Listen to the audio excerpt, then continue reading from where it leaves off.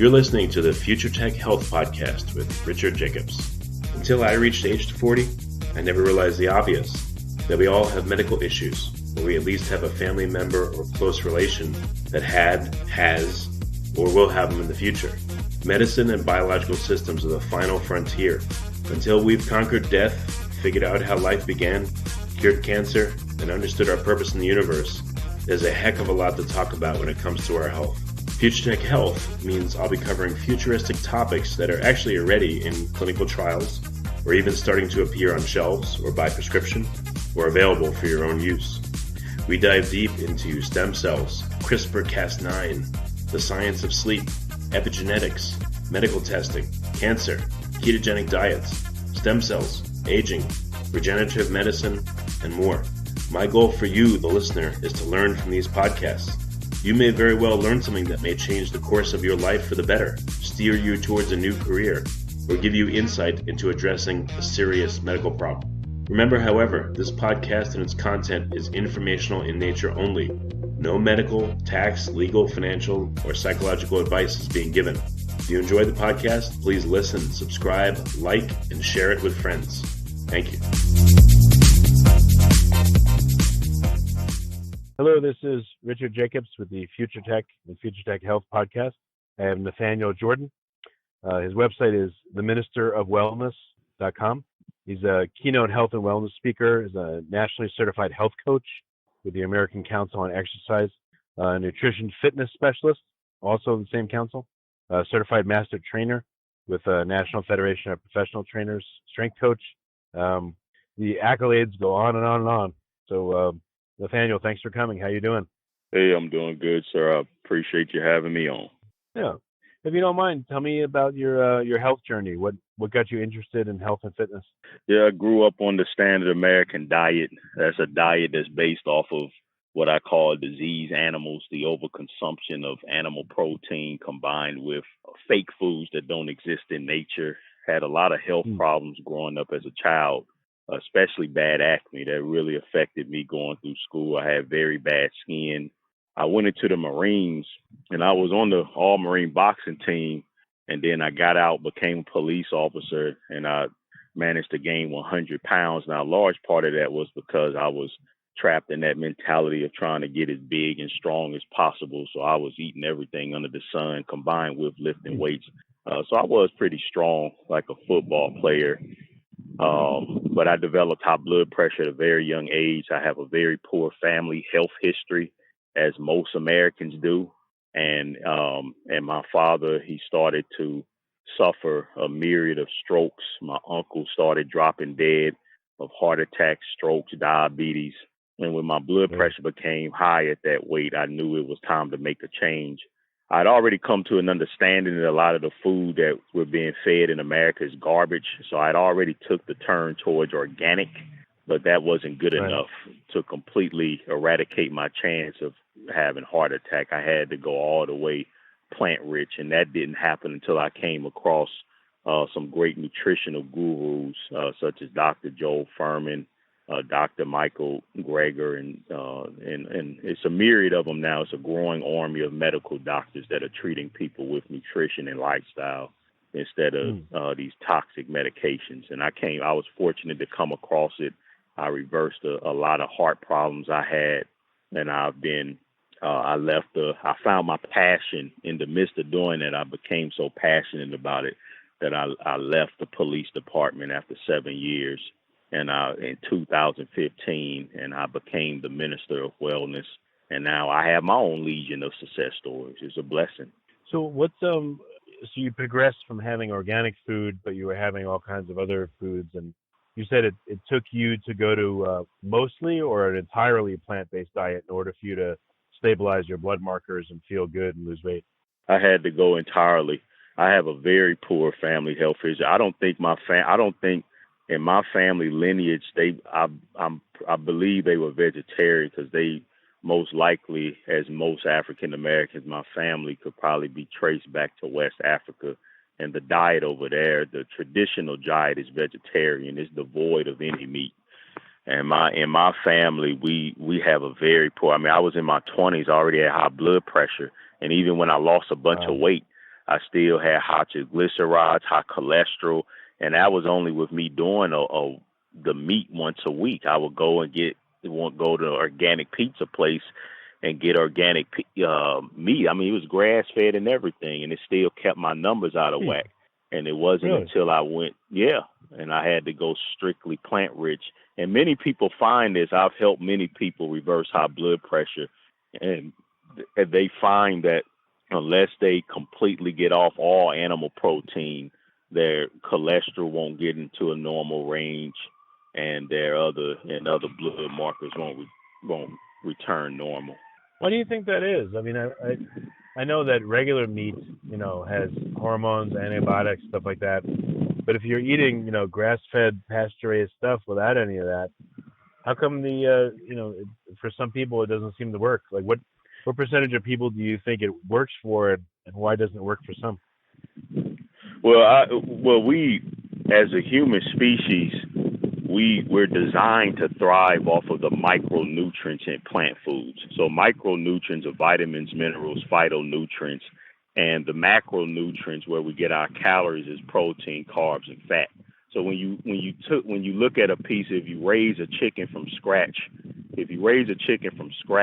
the tiny bit of micronutrients that our body needs that the chicken flesh would have, that's because a naturally raised chicken, for instance, is running around eating grass. So whatever it's getting in its tissues is getting from the grass. So the main thing that you're going to get when you eat a chicken per se is protein, and you'll get a boatload of protein, but that's pretty much it. You get a very small amount of other nutrients. You won't get any fiber, and that's very dangerous for human beings because we have a very complex digestive system. And it's very dangerous to eat anything without fiber because fiber is what keeps our colon and our digestive system clear from any toxins and pollutants. And that's a huge drawback from animal. And most of what you're going to get, even with the healthiest type of meat, is still going to be mostly cholesterol and saturated fat, no fiber, very, very little nutrients. So when you lower that and you replace it with a much, much better quality of protein like beans and nuts and seeds and green vegetables that'll give you plenty of protein but won't sacrifice the amount of fiber and vitamins, minerals, and phytonutrients, you automatically see a world of difference. And Dean Ornish, he's been doing that with Advanced Heart. He became so great from treating people with a 100% low-fat vegan diet with severe heart disease that when Bill Clinton developed his heart disease, he found out about him, and he helped Bill Clinton reverse his heart disease. And that's why Bill Clinton to this day is an advocate of a strict vegan diet. So what are your thoughts on the ketogenic diet, the low carb? There's a big movement out there as well that's espousing that. But what are your thoughts on that? It's not sustainable long term.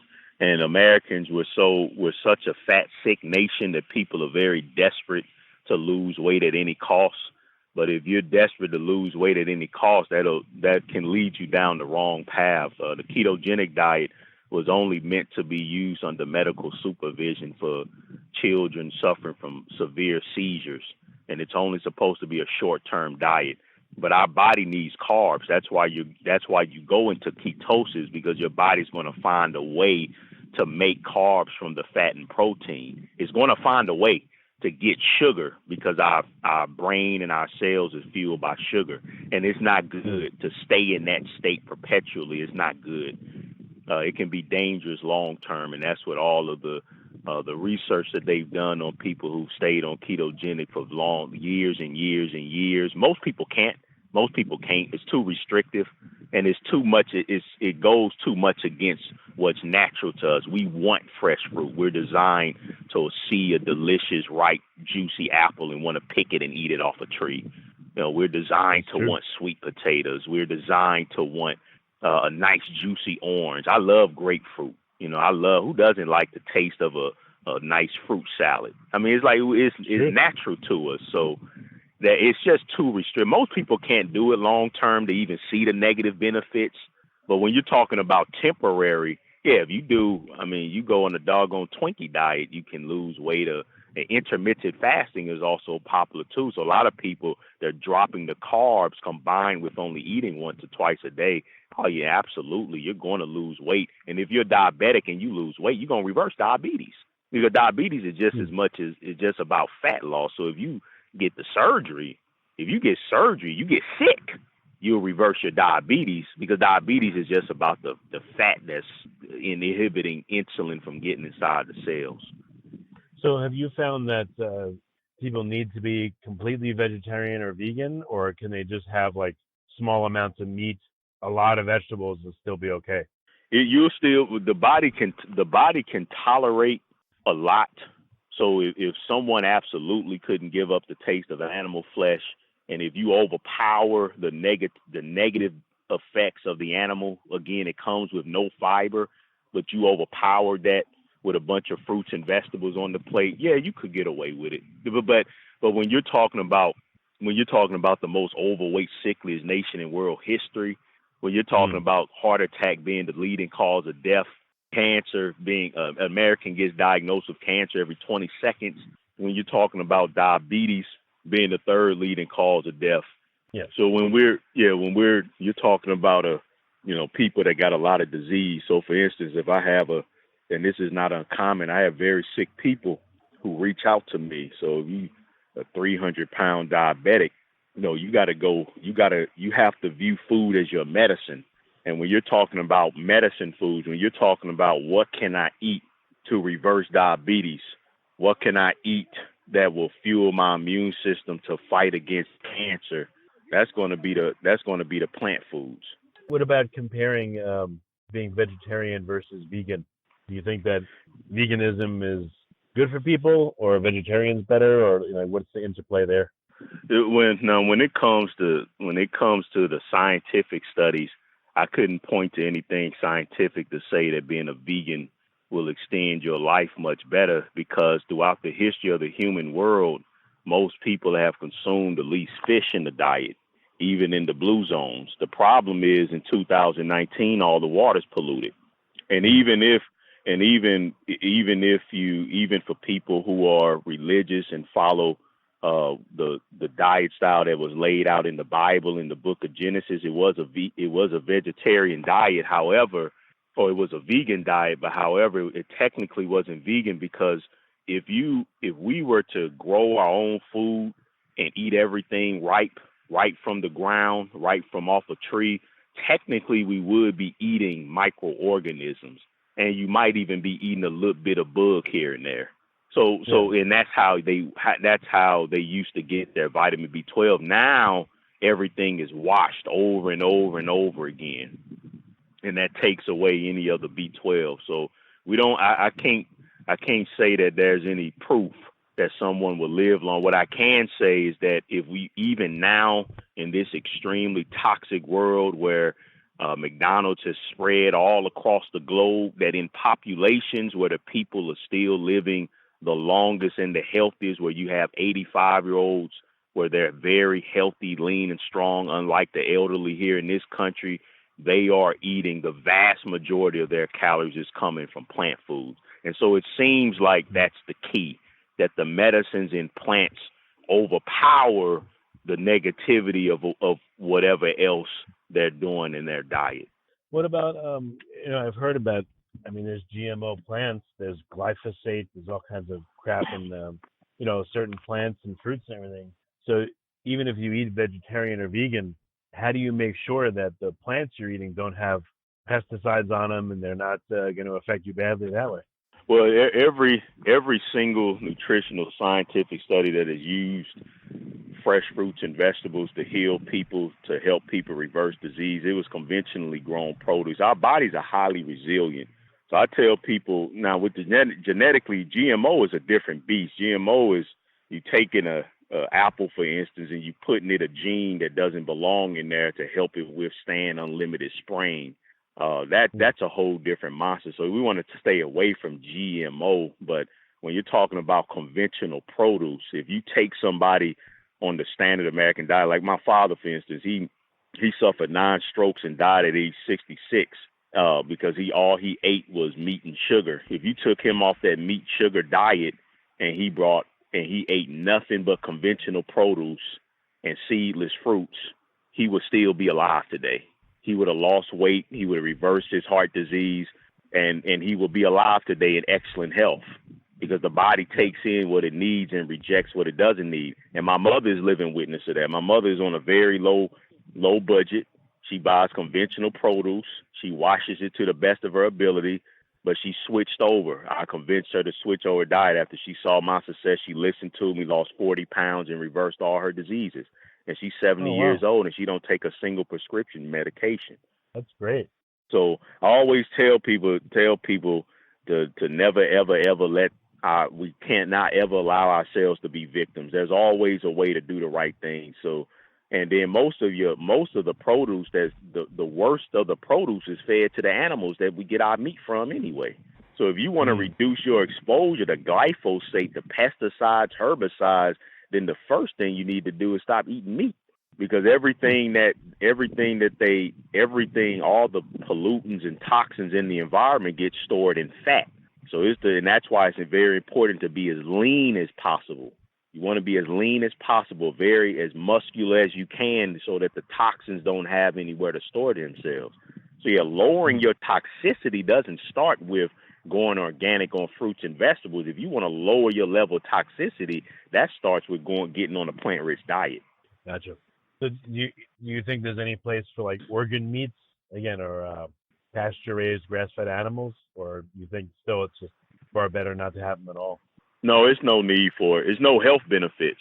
What will it help? It won't help anything. The only reason why people keep it in their diet is because they're addicted to it. But there's no meat. There's no reason to eat meat at all. Like what are the health benefits? Like for instance, me, I lost 100 pounds, reversed heart disease. All my levels are normal. Why would I add grass-fed meat to my diet? That would be the question. Before I would do something like that, I would have to ask that, okay, what would it be giving me that I need that would help protect me against the top 15 killers of all Americans? Heart attack, stroke, diabetes. You know what I'm saying? Like, what would it do? And no one can answer that question. So the only answer... Yeah, I'm sorry. Well, it's all right. No, what do you find that people have the hardest time with? Is it meat? Is it giving up sugar? Is it... I mean, what is it that, I'm sure you interact with a lot of people and a lot of them have challenges. Like, what's hard for people to do? It's all of it. The people with food addicts, the standard American diet has been designed to be addicting. It's designed that way. It's designed by high-level biochemists to hook the human brain. It's a monster we're facing, brother. It's almost impossible to get off this stuff. I'm not trying to sound gloomy here, but it's nearly impossible to achieve a long life and excellent health in America. We've lost the war.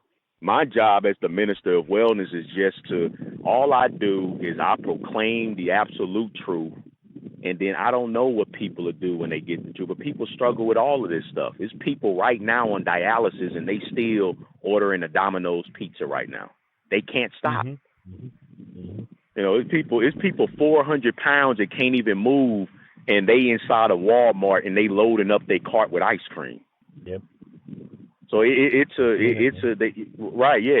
everything. My father couldn't stop. He had 7, 8, 9 strokes. He was on a feeding tube, and he still wanted to get off the feeding tube so he could eat steak. Right. Did your dad was he around long enough to see you go through a change, or no?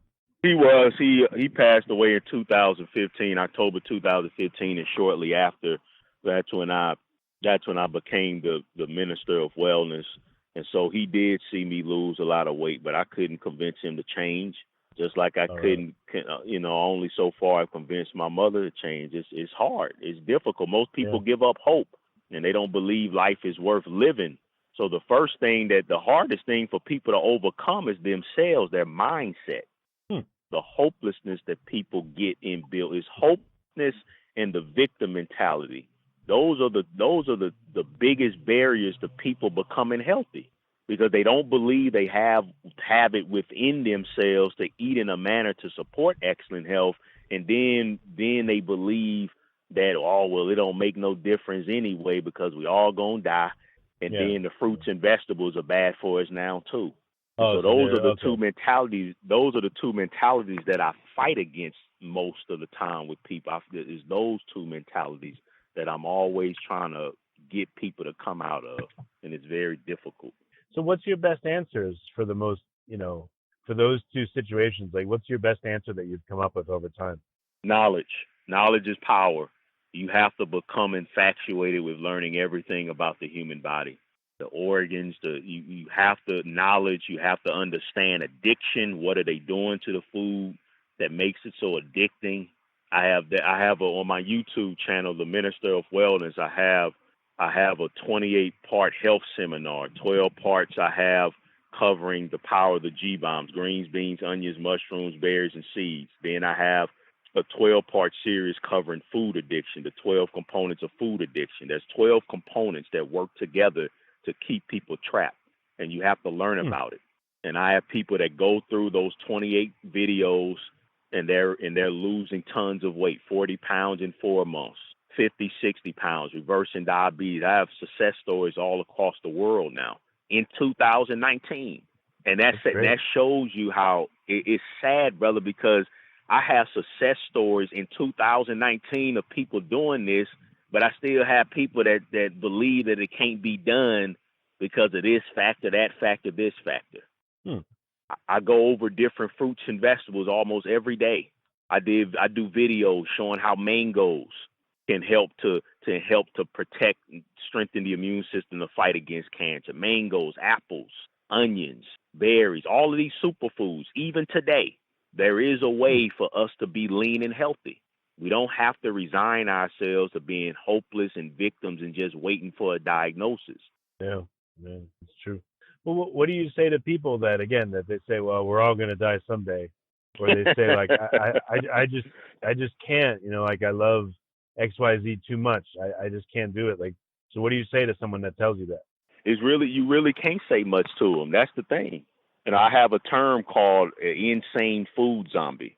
And an insane food zombie is somebody they've been chemically lobotomized to the point where they just have given their life over to the food and death care system, because that's what happens. The point is that when you get addicted to this stuff, if you can't get off, here's what's going to happen. You are going to get sick. You're going to get sick, and then you are going to have to go to the medical industry, or what I call the sickness care industry or the death care industry. You're going to go there. You're going to get diagnosed, and they're going to put you on a bucket of medications. They're going to rip organs out of your body. They're going to treat you to death, and you're going to live in a state of misery for the last 10 to 20 years of your life. And most people, an insane food zombie is willing to go through that. They're willing to suffer all of that just so they can eat what they want. You can't say anything to people like that. All you can do is be a living example. Yeah. It's sad, No, I'm sorry. Well, that's true. So you spend a lot of your time making this content, videos, and getting the word out. Do you counsel people one-on-one? Like, so what I was going to ask you is, for people listening to this, how can they take that first step? What do you recommend they do? What are some resources for them? Right. Well, I do health coach people one-on-one. The first resource is to subscribe to my YouTube channel, The Minister of Wellness, and watch my 12-part series on the power of the G-bombs, so you can learn what to eat, how, and why. After you watch that 12-part series, then you need to move on to food addiction, because even just because you know how you should be eating, the addiction is still going to kick your behind. So you need to learn the 12 components of food addiction. That's another 12 videos. Then you need to learn the fundamentals of eating to live. So I have 28 video health seminar series that I took the time to have for people in a playlist for free on my YouTube channel. Okay. And then throughout that, if you need assistance, you can hire me as a health coach. And then I also have books with recipes. I post recipes on my Facebook page, The Minister of Wellness. Some people follow me on Instagram. Some people follow me on Twitter. And I have books, I have DVDs of some of the full seminars that I've done across the nation. So I have plenty of resources. I even have high-quality supplements that I sell to help people, multivitamins and so forth, created by Dr. Joel Furman, a medical doctor, very high-quality supplements. So I have all the resources. Knowledge is power. You have to start with the mind. You have to be willing to open your mind up to the truth. And no one who listens to all of my videos don't change. Well, that's what I was going to ask you. Have you ever worked with someone that it seems like they're honestly trying, but they just can't get there. Yeah, I have. Why do you think that is? What do you think? Food that addiction. Is there just food? No, it's food addiction. It's 12 components. Usually we can handle 1 or 2 problems at a time. If you give a human being 3 problems at one time to solve, usually that's too much. It's 12 components of food addiction. 12. Not 7, not 8, not 9, 12. It's too much. It's ridiculous. It shouldn't be this difficult to be healthy, but it is. Yeah. Most people need rehab. Most people need rehab, need a center where we can check ourselves in and get away from this stuff. And unfortunately, that doesn't exist. How soon after someone embraces this and says, all right, I'm going to do it, and they change their eating, how long does it take for them to get a result where they contact you and they say, Nathaniel, this and that happened, or I feel this, like how fast does that happen on average? Well, about a week ago, I had a guy that he lost 13 pounds and reversed high blood pressure in 2 weeks. I had a guy earlier today, he said in 2 days that he don't need his diabetes medication no more. It just depends on how long you've had the disease, how severe, your level of commitment, and it just depends on the myriad of factors. Everybody's different, but I've had a lot of times in 6 weeks you go real strong, and you can see some incredible changes in 6 weeks. I have people with vertigo, lupus, and they'll start seeing changes immediately. And as long as the food addiction don't come in to suck them back in, and miracles can happen. There's always a way. As long as we have life in our body and breath in our bones, there's always hope. There's always hope. And that's what I try to instill in people, is that hope. That's great. Well, Nathaniel, I really appreciate you coming on the podcast. And people can go to theministerofwellness.com, and you got your YouTube channel and everything. So any other ways that you want people to follow up, or is that good? Well, January 4th, I'm having a New Year's health kickoff seminar. This is my 3rd annual New Year's. It's a health fair. It's a holistic health fair and seminar right here in St. Louis, Missouri. And you can come out and hear me live and in person. I always have dramatic success stories from people attending a live event. So you can find out about that on my theministerofwellness.com under upcoming events. And I'm also in contact with, I have a speaker's website, NathanielJordan.com, and I've had people from across the nation trying to get things together for me to start doing a national tour. But my next definitive live event is January the 4th, St. Louis, Missouri. Okay. Well, that's great. Well, Nathaniel, thanks so much for coming on the podcast. I appreciate it. Okay, I appreciate it. Thank you. Thank you for having me.